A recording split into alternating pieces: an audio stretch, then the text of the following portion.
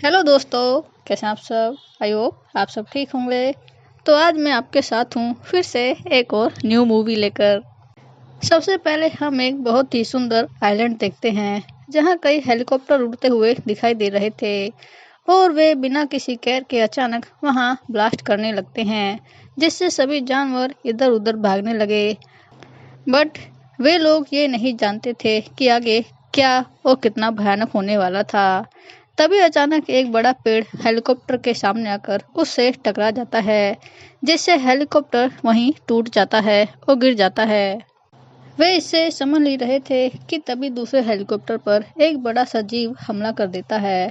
तभी उन्हें खिड़की में से किसी की भयानक आंख दिखाई देती है जिनमें उनकी मौत थी। ये और कोई नहीं बल्कि एक बड़ा सा किंग कॉन्ग था। तभी वह तेजी से हेलीकॉप्टर को पलट देता है, जिससे सैनिक सीधा उसके मुंह में चला जाता है। ये नज़ारा देखकर बचे हुए सैनिकों की मानो सांसें गले को आ गई हो, क्योंकि ये किंग कॉन्ग बहुत ही बड़ा था जो इस आइलैंड की रक्षा कर रहा था।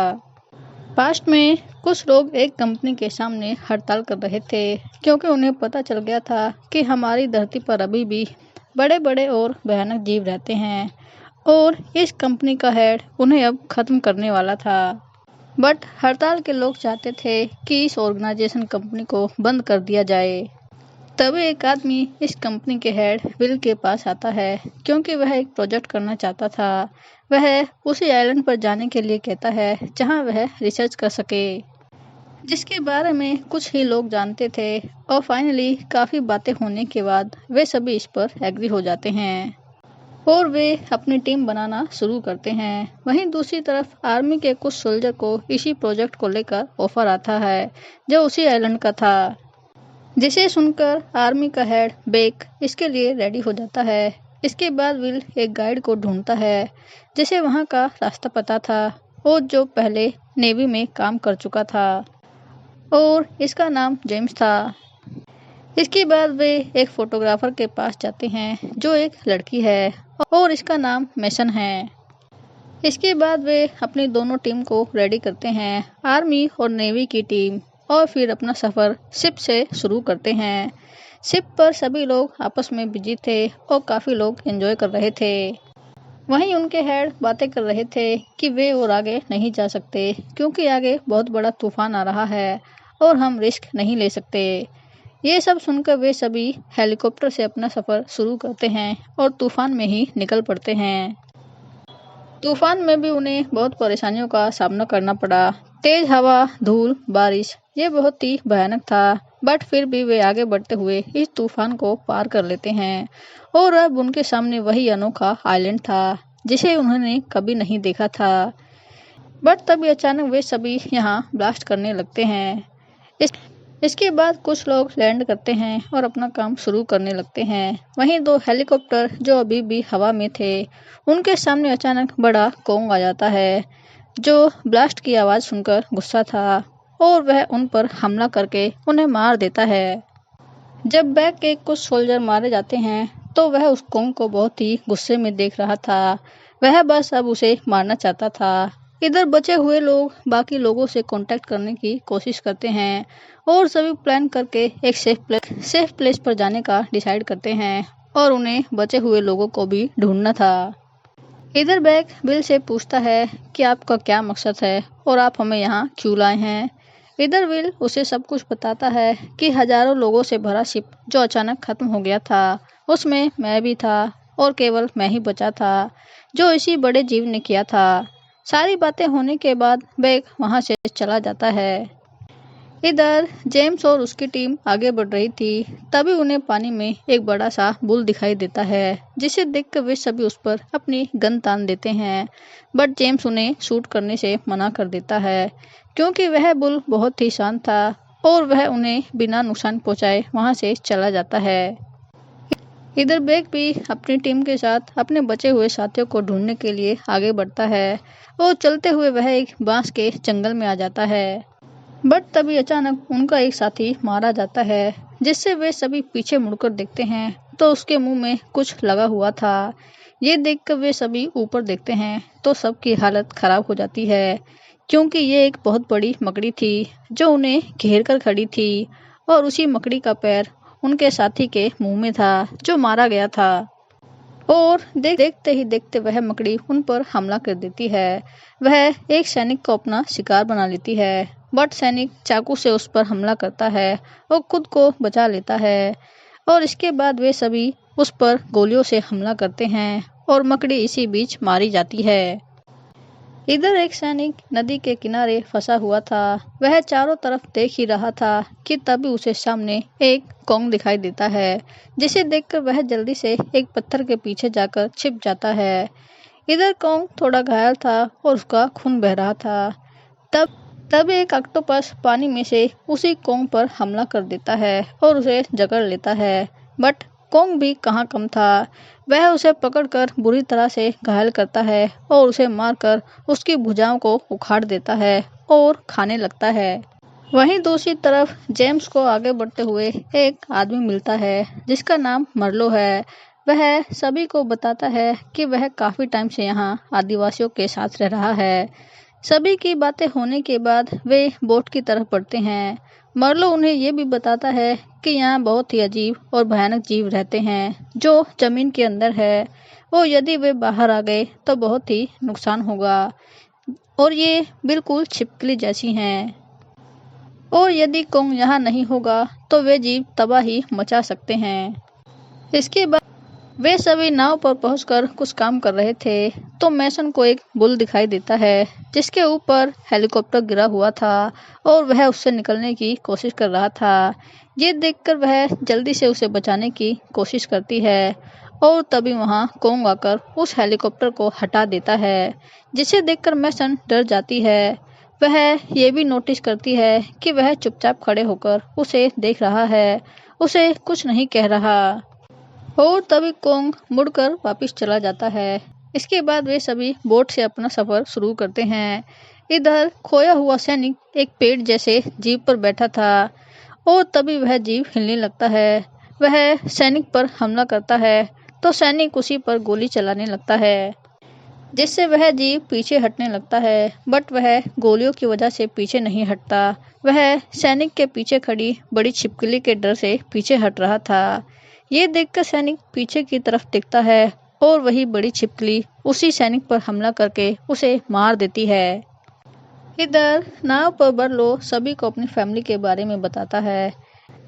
तभी एक सैनिक अपनी दूसरी टीम से कांटेक्ट कर लेता है और इधर बेग ये देखकर गन फायर करके उन्हें सिग्नल भेजता है, जिसे देखकर जेम्स का ग्रुप काफी खुश होता है। बट उनकी ये खुशी ज्यादा देर तक नहीं रही। तभी एक उड़ने वाला जीव उनके एक साथी को पकड़कर हवा में ले जाता है। ये देखकर कुछ लोग फायर करते हैं, बट तभी कई सारे वही जीव उनके साथी के हवा में ही टुकड़े कर देते हैं। ये नज़ारा इतना भयानक था जिसे देखकर वे सभी डर जाते हैं। इसके बाद नाव वाला ग्रुप नाव को एक किनारे लाता है और बची हुई टीम भी वहां आ जाती है, जिन्हें देखकर वे सभी काफी खुश थे। इसके बाद वे सभी वेस्ट की तरफ जाने का डिसाइड करते हैं, क्योंकि अब वे यहाँ से किसी भी तरह निकलना चाहते थे और जहाँ से उन्हें शायद हेल्प मिल सकती थी। बट तभी बेग मना कर देता है। वह कहता है कि मैं अपने एक सैनिक को ढूंढना चाहता हूँ। ये सुनकर वही नाव वाला आदमी कहता है, जहाँ तुम जाना चाहते हो वहाँ बहुत ही खतरनाक छिपकली हैं और मुझे डर है तुम्हारा सैनिक कभी भी जिंदा होगा। बट बेग किससे मना कर देता है और इसी के साथ वे सभी वहां के लिए निकल पड़ते हैं। और थोड़ी देर बाद वे वहां थे। यहाँ एक बड़ा सा फील्ड था जहाँ जीवों और इंसानों के कंकाल थे, यहाँ तक कि कोंग के भी, जो बहुत ही बड़े थे। वे सभी ये सब देख ही रहे थे कि तब एक छिपकली अचानक से बाहर आ जाती है, जिसे देखकर वे सभी इधर उधर छुप जाते हैं। इधर छिपकली वोमिटिंग करती है, जिससे जेम्स और मैसन को पता चलता है कि वह सैनिक भी मारा गया है। जब छिपकली उनकी नज़रों से दूर थी तो वे सभी वहां से निकलने लगते हैं, बट तभी वही छिपकली उनके सामने आ जाती है और हमला करके उन्हें मारने लगती है। इधर सैनिक भी उस पर गोलियों से हमला कर रहे थे, बट छिपकली को इससे कुछ नहीं हुआ और उन्हीं पर फिर से हमला करने लगती है। तभी अचानक वे सभी वहां जहरीली गैस की कैन को ओपन कर देते हैं, जिससे जहरीली गैस बाहर निकलने लगती है।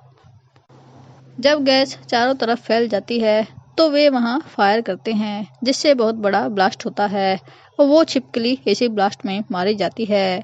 इसके बाद वे सभी वहां से बाहर आ जाते हैं और जेम्स सभी को बताता है कि वह सैनिक भी मर चुका है और उसका लॉकेट बेक को देता है। ये देखकर बेक गुस्से में कहता है कि मैं उस कोंग को मारना चाहता क्योंकि उसकी वजह से ही मेरे कई सारे सैनिक मारे गए हैं। तभी कुछ सैनिक उसे समझाते हुए कहते हैं, तुम ये गलत कर रहे हो क्योंकि कोंग की वजह से ही ये जगह सुरक्षित है, वह यहाँ सेफ्टी कर रहा है। ये सुनकर जेम्स कहता है, आपको हम बोट पर तुम्हारा वेट करेंगे, और मैसन और कुछ लोगों को लेकर वहां से चला जाता है।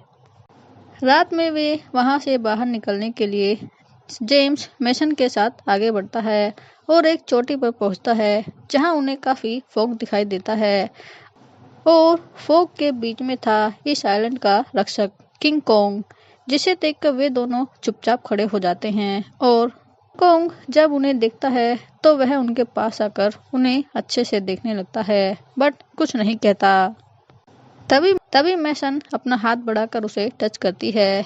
यहाँ हम देखते हैं कि वह उसे कुछ नहीं कहता, वह लोगों पर हमला नहीं करता जब तक कोई उसके घर को नुकसान ना पहुंचाए। वहीं दूसरी तरफ बेक सैनिकों के साथ हथियारों के पास पहुंचता है और तभी बेक को सामने कोंग दिखाई देता है। उसके हाथ में एक जलती हुई मशाल थी और तभी वह पानी में आग लगा देता है और कुछ ब्लास्ट भी करता है, जिससे कोंग को फिर से गुस्सा आ जाता है। वह आगे बढ़ने की कोशिश कर रहा था, बट जलने की वजह से वह कमजोर हो चुका था और तभी वह अचानक नीचे गिर जाता है। ये देखकर बेक उसे मारने ही वाला था कि तभी साथी वहां आ जाते हैं और बेक को रोक लेते हैं। जेम्स कहता है कि हम उसे नहीं मार सकते क्योंकि जमीन के अंदर जो जीव हैं वे हमें मार सकते हैं और कोंग उनसे हमारी रक्षा कर रहा है। बट इधर बेक अभी भी अपनी बात पर अड़ा था।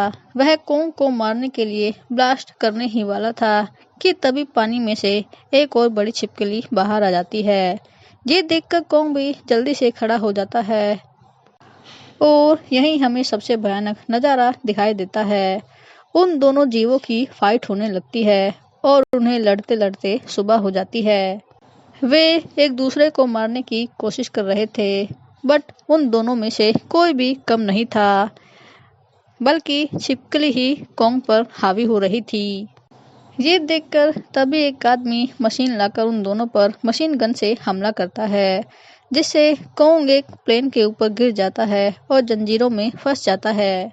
देखकर छिपकली कोंग पर हमला करने वाली थी कि तभी मैसन उसी पर एक गन शॉट फायर करती है, जिससे छिपकली का अटेंशन उससे हट जाता है और तभी कोंग अपनी पूरी ताकत के साथ खड़ा होता है।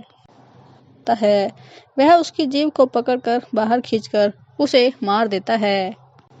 इसके बाद कोंग मैसन को पानी से बाहर निकालता है, जो लड़ाई के दौरान नीचे गिर गई थी, और वहां खड़े सभी लोगों को बिना कुछ कहे वहां से चला जाता है। और इधर बचे हुए लोग वापिस अपने घर चले जाते हैं।